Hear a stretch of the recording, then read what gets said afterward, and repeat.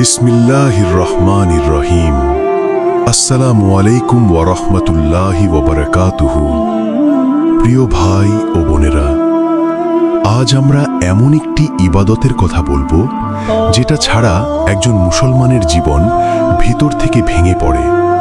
সেই ইবাদতটি হলো নিয়মিত নামাজ। নামাজ কেন জীবনের মেরুদণ্ড? মানুষের দেহ যেমন মেরুদণ্ড ছাড়া দাঁড়াতে পারে না, ঠিক তেমনি নামাজ ছাড়া একজন মুসলমানের জীবন আত্মিকভাবে সোজা থাকতে পারে না। রাসূল সাল্লাল্লাহু আলাইহি ওয়াসাল্লাম বলেছেন, নামাজ দিনের স্তম্ভ। স্তম্ভ ভেঙে গেলে যেমন ঘর ধসে পড়ে, নামাজ ভেঙে গেলে ঈমানও দুর্বল হয়ে যায়। নামাজ আল্লাহর সাথে সরাসরি সম্পর্ক। নামাজ এমন একটি ইবাদত যেখানে বান্দা সরাসরি তার রবের সামনে দাঁড়ায়। কোনো মাধ্যম নেই, কোনো দেয়াল নেই। তুমি যখন সিজদায় যাও, তখন তুমি দুনিয়ার সবচেয়ে বড় শক্তির সামনে নিজেকে সবচেয়ে ছোট বানাও। আর এখানেই আছে তোমার আসল শক্তি। নামাজ ছাড়লে কি হয়? একটু নিজের জীবনের দিকে তাকাও।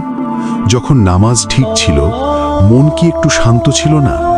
আর যখন নামাজ অনিয়মিত হলো, তখন কি গুনাহ সহজ হয়ে গেল না?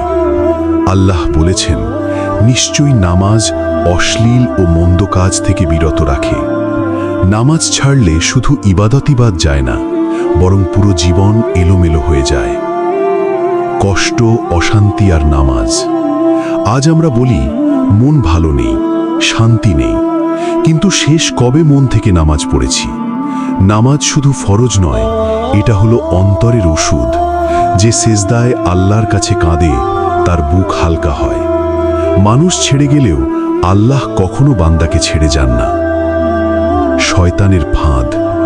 শয়তান জানে তুমি যদি নিয়মিত নামাজ শুরু করো, তাহলে তার খেল শেষ। তাই সে বলে, পরে পড়ো, এখন সময় নেই। কিন্তু মনে রেখো, মন নামাজের জন্য তৈরি হয় না, নামাজ মনকে তৈরি করে। আজ শুরু করো। যারা নিয়মিত নও তাদের জন্য।